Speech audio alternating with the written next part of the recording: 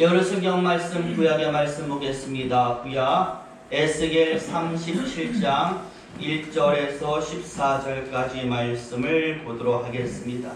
에스겔서 37장 1절에서 14절까지의 말씀을 우리 한 절씩 돌아가면서 읽도록 하겠습니다. 제가 먼저 1절의 말씀을 읽도록 합니다.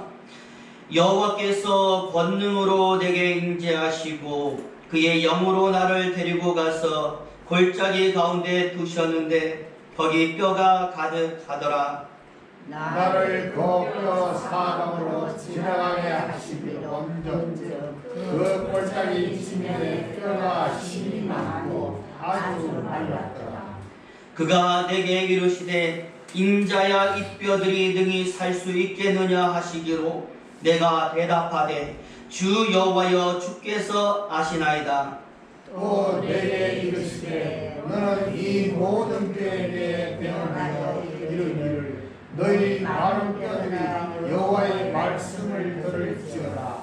주 여호와께서 이 뼈들에게 이같이 말씀하시기를 내가 생기를 너희에게 들어가게 하리니 너희가 살아나리라. 너희 위에 빛을 두고 살을 비고 가죽으로 덮고 너희 속에 생기를 넣으리니 너희가 살아나리라. 또 내가 여호와인 줄 너희가 알리라 하셨다. 이에 내가 명령을 따라 태어나니 태어날 때에 소리가 나고 움직이며 이 뼈 저 뼈가 들어맞아 뼈들이 서로 연결되더라.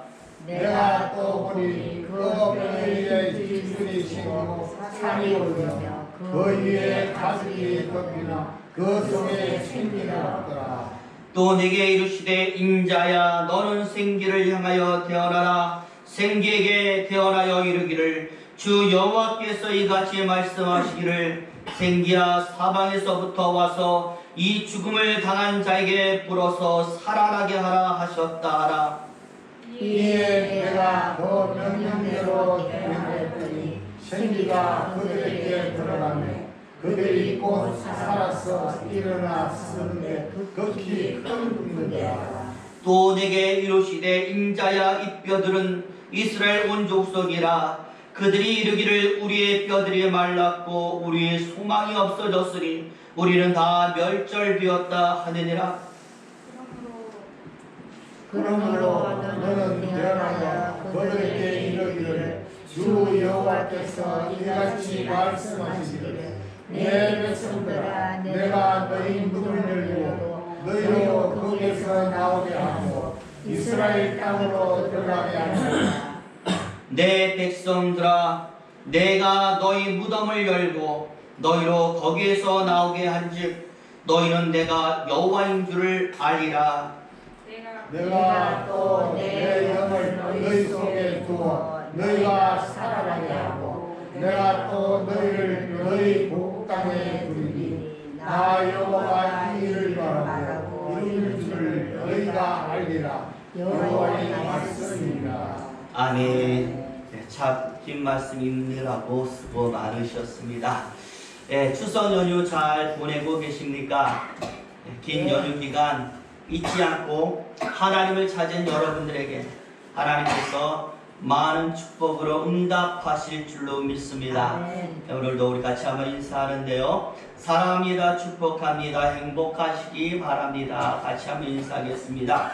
사랑합니다. 축복합니다. 행복하시기 바랍니다. 우리 저와 여러분들 행복하시고 사랑 많이 하시고 또 하나님의 관심으로 많은 축복 받으시기를 예수 이름으로 축원을 드립니다.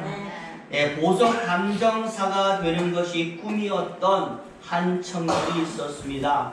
학교를 졸업한 이 청년은 꿈을 이루기 위해서 아주 유명한 보석 감정사를 찾아가서 그 기술을 좀 가르쳐 달라고 부탁을 했습니다.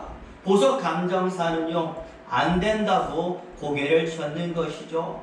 보석 감정하는 것 배우기가 쉽지 않다라는 겁니다. 정말 오랜 기간을 인내와 끈기로 배워야 하는데 자신을 찾아온 젊은이들은 죄다 중간에 포기했다라는 겁니다. 그래서 이 청년에게도 안 된다라고 말을 했던 것이죠. 청년이 말합니다. 저는 다릅니다. 분명한 꿈이 있기 때문에 저는 절대로 포기하지 않을 것입니다. 그래서 이 보석 감정사는요, 이 청년을 가르치기 시작하는데 예상과는 다르게 별다른 일 시키지 않습니다. 그저 보석 하나를 손에 쥐어준 다음에 하루 종일 아무것도 하지 말고 이것만 손에 쥐고 앉아 있어라 라고 하는 거예요. 처음 한 하루 이틀은요, 힘든 일 시키지 않으니까 얼마나 편한지 몰라요. 그런데 이게 하루 이틀이지 5일, 6일 계속 이것만 붙잡고 있으니까 이게 도대체 짜증나고 종이 배겨서 견딜 수가 없는 겁니다. 뭔가를 자꾸 하라고 그러면 힘들어도 참으면서 하겠는데 움직이지 않고 보석만 손에 꽉 쥐고 있으니까 그것 똑같은 보석만을 손에 쥐고 있으니까 좀이 쑤셨던 것이죠. 그래서 이 7일째 되던 날 오늘도 똑같은 거 시키면 내가 이거 집어 던지고 그만두겠다라고 생각을 했는데요. 참 이상하죠. 7일째 되던 날 이 보석을 딱 손에 쥐고 있는데요. 느낌이 달라요. 보석은 모양이 똑같은데 이상하게 예전과는 느낌이 다른. 그래서요, 감정사에게 말하는 것이죠. 아니, 이거는요, 어제까지 그 보석이 아니지 않습니까? 라고 얘기했더니 이 보석 감정사가 말하기를 이제야 조금씩 배우기 시작하는구나. 보석을 감정하는 것, 눈으로 보는 것이 아니라 느껴야 한다라는 것이고, 느끼는 것은 계속해서 만져보고 되풀이해야만, 오랜 시간 똑같은 것을 되풀이해야만 이것을 알 수 있구나라는 것을 그가 그때 깨닫게 된 것입니다. 스스기 시키는 것, 그것이 이해가 가든 이해가 가지 않든 실증이 느껴지든 짜증이 밀려오든 일단 끝까지 하니까 알게 되었다라는 겁니다. 여러분 마찬가지입니다. 하나님도 사람에게 말씀하십니다. 한 번 하시고 끝나는 게 아니에요. 너 이거 해라, 이것이 나의 뜻이다라고 한 번 말씀하고 끝내는 것이 아니라 영원히 하나님은 같은 말씀을 사람들에게 이야기하고 계십니다. 여러분, 이거 무엇이겠습니까? 사람이 이 말씀을 통하여 무언가를 알기를 원하고 깨닫기를 원하시니까 계속 말씀하시는 것입니다. 그렇기 때문에 결국 이 청년처럼 우리 역시도 이 말씀하는 하나님 앞에서 하나님 왜 똑같은 말씀 계속 하십니까? 이제 지겨워요. 다른 말씀하세요 라고 하는 게 아니라 말씀이 어떤 말씀이들이든 그것을 그대로 우리가 받아들이고, 그래서 그 말씀을 우리가 깨달아 캐치하게 되면 우리는 이 땅에서 영원한 하나님의 사람으로 강하게 살 수 있게 되는 것입니다. 반대로 그렇지 못하나라면 망하는 것밖에 우리 앞에 남겨진 것은 없는 것이죠. 여러분, 오늘 우리가 주일 예배를 통하여 에스겔서의 말씀 한 부분을 읽었는데요. 평소 너무나도 잘 알고 있는 말씀이에요. 마른 뼈가 하나님의 말씀으로 살아나더라, 큰 군대를 이루더라 라는 것 모르는 사람이 어디 있겠습니까? 그런데 이 모르지 않는 많이 아는 이 말씀을 그래도 목사님들이 해마다 하는 이야기가 왜 그렇겠습니까? 이 말씀이 곧 능력이기 때문이고, 이 말씀을 통하여 하나님이 주시는 큰 뜻이 우리에게 있기 때문에 이 말씀을 계속 되풀이해서 들려주는 것입니다. 오늘 본문도 말씀도 마찬가지. 하나님께서 보니까 에스겔에게 환상을 통하여 보여주는데 이 보여주는 의미가 분명히 존재한다라는, 죽어서 완전히 말라버려 해골이 된 이 뼈들도 하나님은 다시 살리신다라는 것을 보여주는 것이고, 하나님이 누구에게 그렇게 하시느냐라고 할 때 바로 하나님이 사랑하는 하나님의 백성 이스라엘 백성들에게 내가 그렇게 할 것이라는 것을 하나님이 환상을 통하여 알려주신 겁니다. 왜냐하면 지금 이스라엘 백성들의 형편이요 너무나 어려워요. 당시 이스라엘은요 너무나 형편없었습니다. 나라가 사라졌어요. 전쟁을 통하여서 완전히 망하고 사라져버렸고, 백성들은 뿔뿔이 흩어져서 다 포로로 끌려가 버렸어요. 집도 없습니다. 고향도 없습니다. 포로로 하루하루 다 지내는 것입니다. 그러니 이들에게 있어서 가장 큰 소망과 소원이 무엇이겠습니까? 집이 없는 자에게는 집이 소망이 있고, 자유를 누리지 못한 사람에게는 자유가 소망이 있고, 병든 자에게는 그 병이 치료받는 것이 소망이듯이, 나라를 잃어버렸기 때문에 이스라엘 백성들의 소망은 다시 나라를 되찾는 것이고, 고향으로 돌아가는 것이고, 옛날처럼 부흥하고 흥하는 것이 바로 그들의 소망이었습니다. 그래서 그들은 하나의 제목을 가지고 날마다 하나님께 기도했어요. 주여, 우리를 다시 돌리시고 수년 내로 우리를 부흥케 하옵소서. 오늘 하나님은 에스겔을 통하여서 그 기도에 대한 응답으로 오늘 본문의 환상을 보여주는 겁니다. 메마른 골짜기로 에스겔을 이끄셔서 참담한 이스라엘 현실을 보여주시는 것이죠. 이것이 바로 너희다.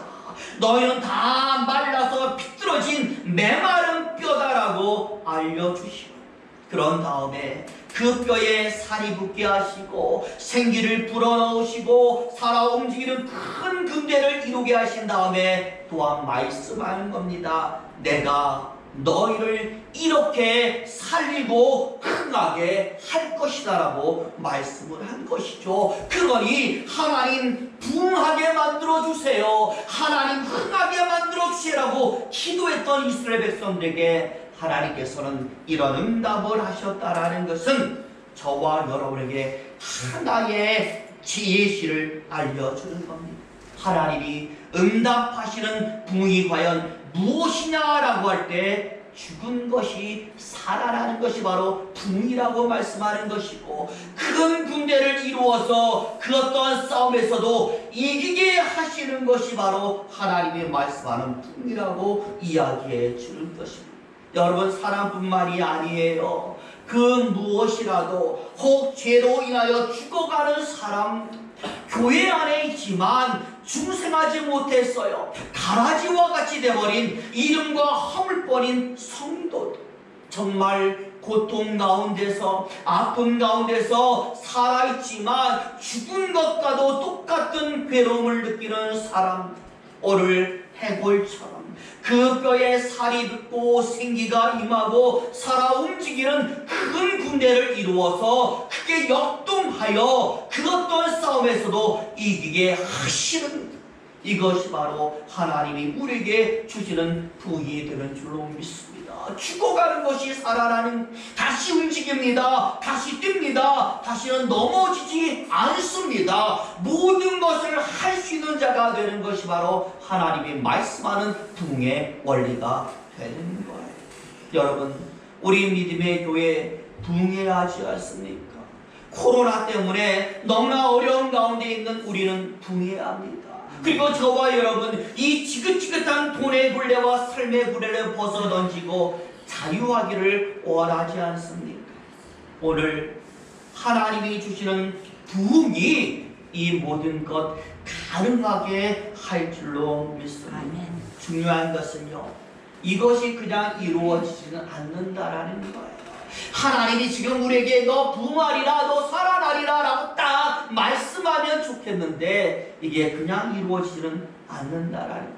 오늘 본문에도요, 그 어떤 단계가 있었고 필요 조건 것들이 충족되었을 때에 살아나게 됐다라는 거예요. 살펴보니까 하나님의 말씀이 먼저 있었고 그 말씀에 제대로 순종하는 에스겔이 있었고, 그 순종 속에서 활동하시는 하나님의 신의 역사가 있게 되니까 바로 마른 뼈가 살아 움직였다라는, 하나님의 말씀과 사랑과 하나님의 신의 역사, 마찬가지로 오늘 이 시간에 하나님의 말씀이 계시고 그거에 순종하는 사람이 있고 하나님의 신이 움직이시면 우리도 살아 역사하게 되는 아멘. 오늘 본문에 보니까요, 에스겔 선지자를 이리로 데리고 오신 분이 누굽니까? 하나님이었습니다.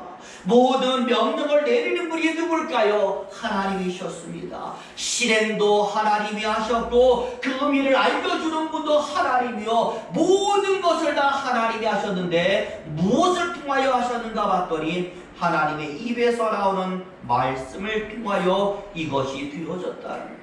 여러분, 어떤 사람들은요, 이 성경이 책으로 기록되어 있고요, 그래서 인쇄소에서 기계로 마구마구 찍어내서 흔히 서점에 가면 다 볼 수 있는 그러한 책으로 되어 있으니까 이것을 무시하는 사람들이 굉장히 많이 있습니다.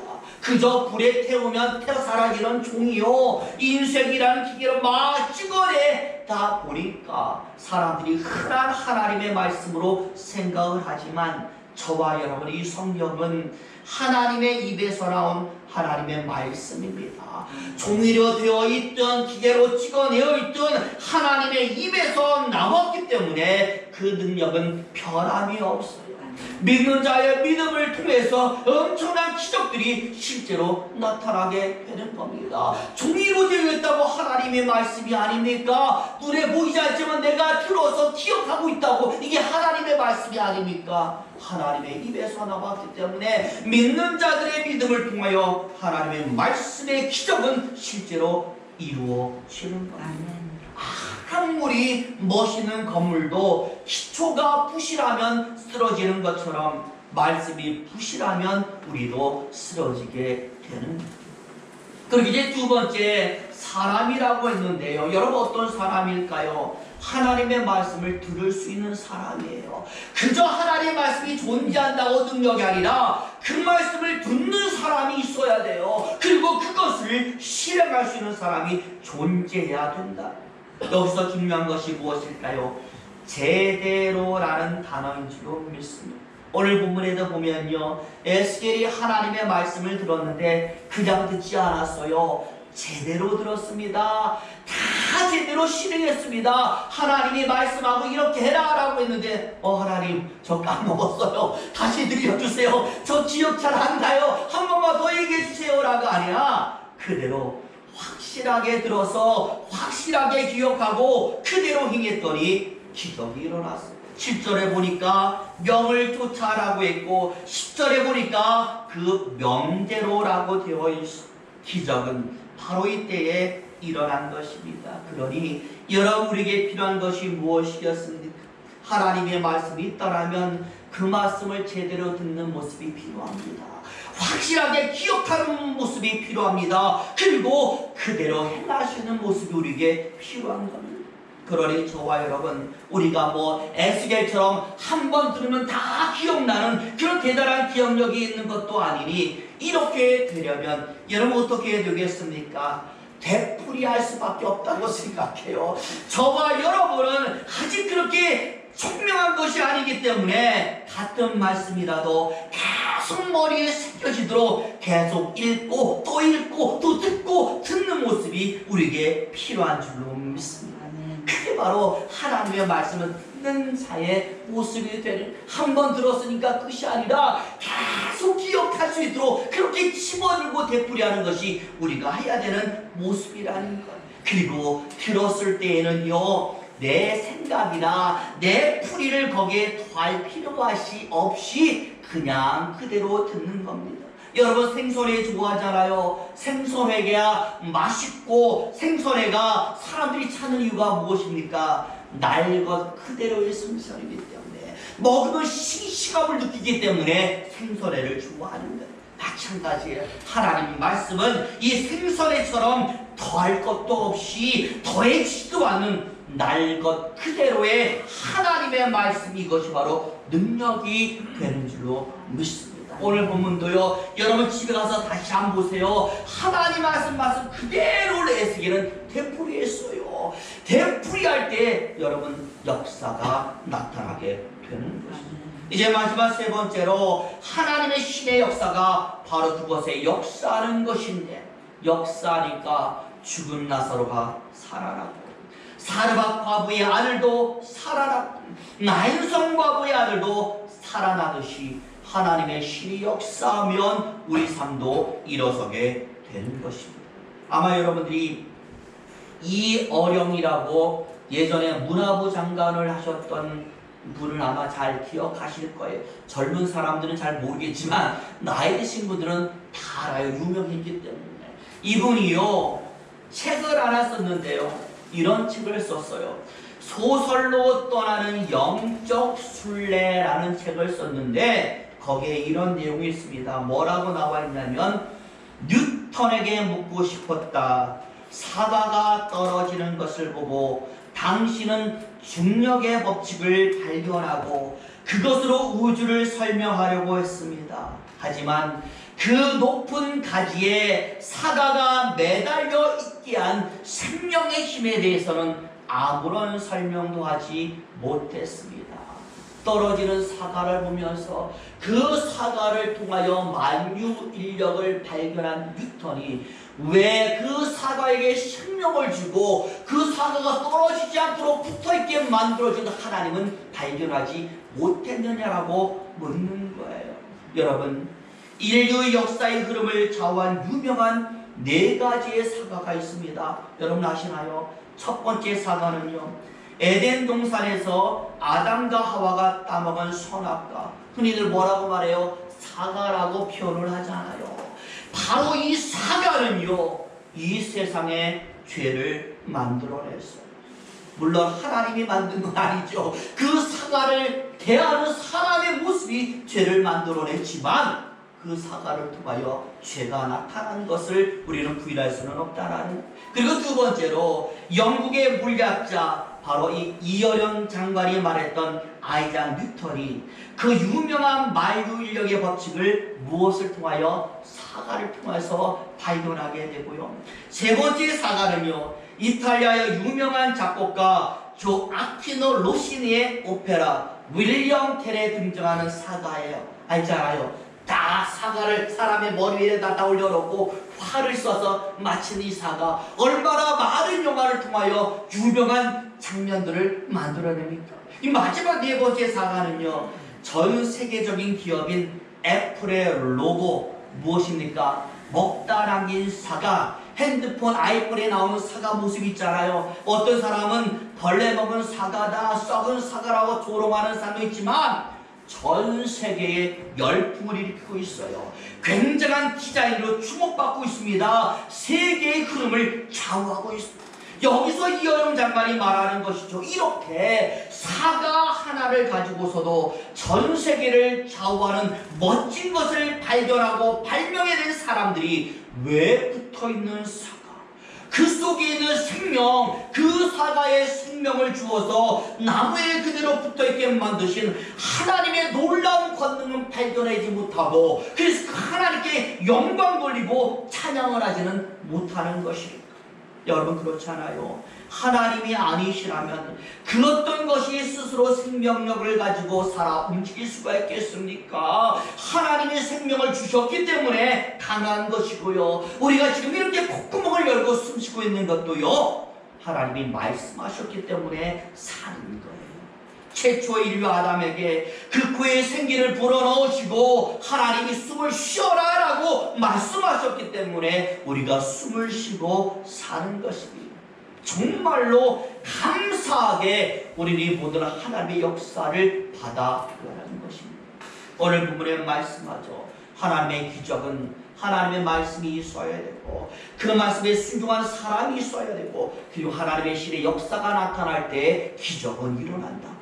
그런데 너무나도 감사하게 하나님의 말씀 지금 어디에 있습니까? 우리 눈앞에 있습니다. 내가 조금만 신경 쓰고요, 발을 움직이고 눈을 움직이고 손을 움직이면 언제든지 꺼내서 읽으시는 자리에 가까운 곳에 하나님의 성경 말씀이 있습니다.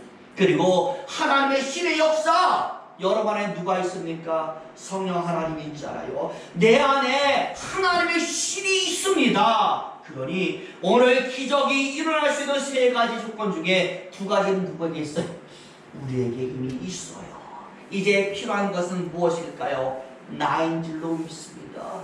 저와 여러분이 이 하나님의 말씀에 어떻게 반응하나에 따라서 기적이 꼭거가 이제 나타나게 되어진다라는 겁니다.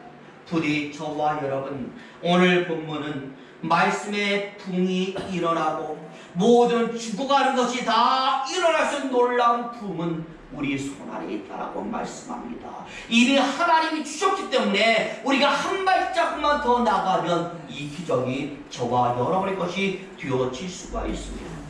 부디 여러분, 오늘 에스겔이 말하는 것처럼 제대로라는 단어, 기억이라는 단어, 실행이라는 단어, 이 세 가지 단어를 여러분이 꼭 소유하셔서 여러분이 가는 모든 곳곳이 하나님이 나타나는 기적의 현장이 되어지시기를 예수 이름으로 축원을 드립니다.